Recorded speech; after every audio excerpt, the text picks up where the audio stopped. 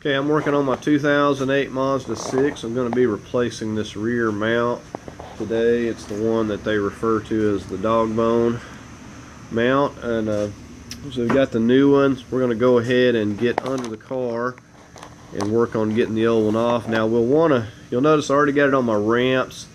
We're going to use this jack right here to take a little bit of tension.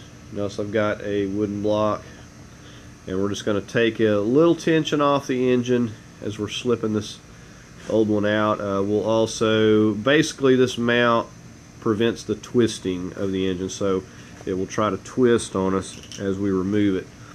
So we're going to go ahead and get started. We don't need a lot of tools here. Okay, so we're just going to slide right under the middle of the car here. I've got my 15 and my 18 millimeter wrench there. I've got this jack with the small block positioned right back here on the farthest part I can get to. That's going to prevent it from twisting, and I've just got a little bit of tension on that, not much.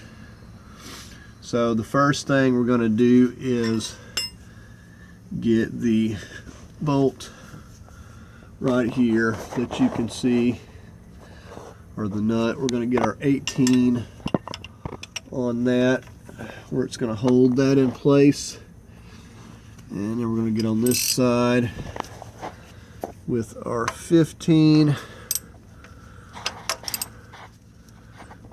and we're just going to go ahead and it'll catch right there as I'm breaking this loose. And we're just going to take this completely out. See, I kind of need my other hand to hold it there, but we're just going to go ahead and completely remove that. We've got it loose at this point. Okay, so it's pretty much completely loose here, where I can pretty much get it by hand the rest of the way. And there's it's kind of a locking nut too. You can see how that end looks, so you won't need to put any Loctite. Because I got tension, this will come right out. Now if you didn't have your jack there, you'd have a little more trouble getting that bolt out. We're just going to set these aside over here, and now we're just going to get right back here on the back one. This is the only thing left holding this. Don't know how tight yours will be. These are not too bad, but you may need to use a cheater pipe or something. So I'm just gonna, this is pretty loose, I'm just gonna continue. And by the way, this one here has a welded nut, so you don't need to hold that side. You can see that right there. This back one has a welded nut on that side, so there's no need to have to hold it with a wrench. Okay, so here is our rear bolt. Let's set that aside. Now we should be able to get this out of here without any trouble. Okay, so here it is. And we'll take it up here to the bench and look at it a moment. Okay, and I just wanted to point this out. Take note of how you take this off. I know this is broken up, but you can tell that it's kind of offset.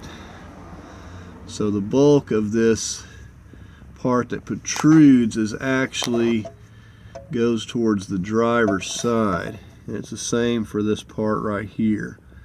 There's more on one side than there is the other, so it's slightly offset. So something just to kind of pay attention to, so when you put it back you don't get it flipped around and backwards. Okay, and here's our new one paired. It's always a little bit different with these aftermarkets, but you can see that this old one has dry rotted to the point where this is just barely holding in here. Like you can just almost push this completely out. And a lot of times you can't even see this from under the car, but you know, you start hearing vibrations and stuff, and that's when you know you got something you need to attend to. So anyways, we're going to go ahead and just get this one back into place here the same way we took the other one off. Okay, so we're just getting ready to crawl under here with our new mount. And again, the bulk of the mount is going to face towards the driver's side. And we'll just slip it up here. And it's got slots. See right there, slip that down into place on both sides there, like that. And we're just going to go ahead and get rear bolt so it's not popping back out of there. We'll get that started just a little bit, just leave it loose. We'll tighten it all up at once.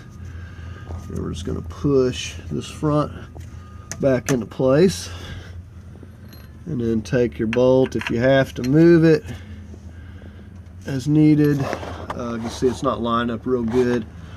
Sometimes you have to like move your jack or shove the engine around a little bit. You can see how easily the engine moves. I just moved it with one hand, so it's not that difficult. You can see it's still not just quite. There we go. So just kind of wiggle the engine around until you can push it right through there. So now we got it completely through.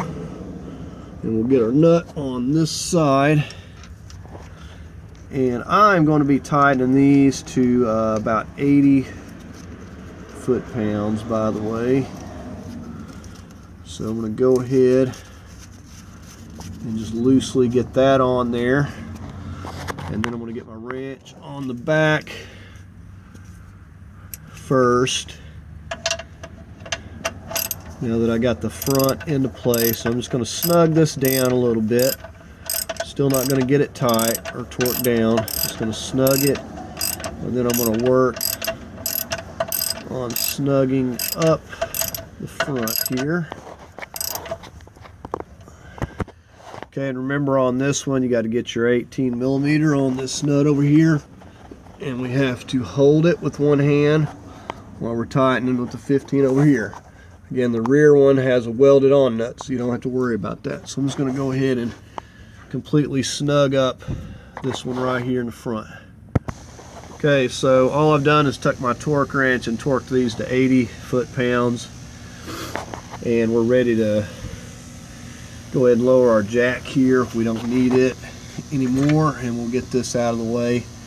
And you notice that with the jack in place right here, we didn't have any trouble getting the mount in or out, or any of the bolts in or out, because it took that tension off of there, so we didn't have any problems there. Okay, so that's going to conclude this video. As you can see, very simple project. If you're getting the vibrations back there, that will definitely fix that problem. Not very hard at all. Very quick job. As I said, if you found the video helpful, definitely give it a thumbs up. And as always, I invite you to subscribe, and I thank y'all for watching.